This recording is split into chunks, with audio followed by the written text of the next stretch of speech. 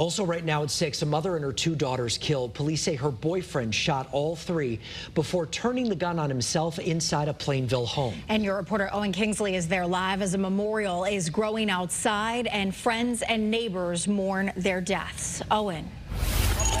Over the weekend, these pink ribbons were decorated all over this Plainville neighborhood. Now on the first day of Holy Week, the entrance to the family's home looks like this. Easter cards, balloons, springtime flowers, and stuffed bunny rabbits. Neighbors say Felicia Matthews and her family were new to Plainville and just starting to make friends and make an impression here. But the grief of this loss felt by so many is everything you need to know about the impression they already made. One of Felicia's neighbors is Kristen St. Pierre, who didn't want to show her face on camera, but says her daughter was becoming friends with Felicia's oldest daughter, 12-year-old Melina. They both attended middle school of Plainville. They all wore black today for school in memory of Melina.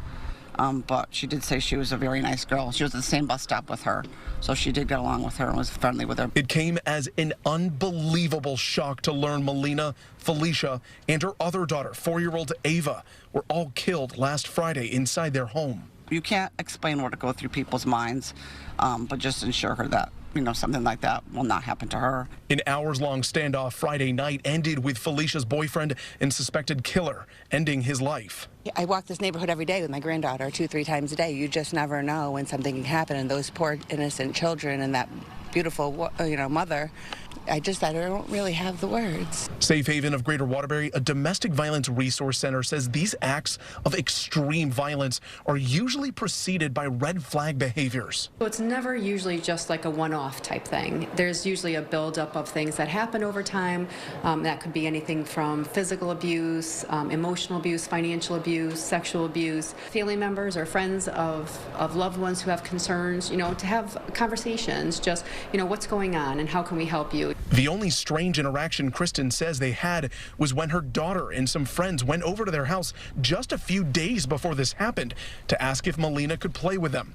The girls say Melina was not allowed. Never saw anything out of the ordinary besides that one interaction that my daughter had. Who knows why she couldn't come out to play. Felicia Matthews was also a former 911 dispatcher based in Waterbury. Now, several neighbors tell me they are planning on some sort of larger vigil in the coming days and weeks to better honor this family. Your reporter live in Plainville, I'm Owen Kingsley, Channel 3 Eyewitness News. Owen, thank you.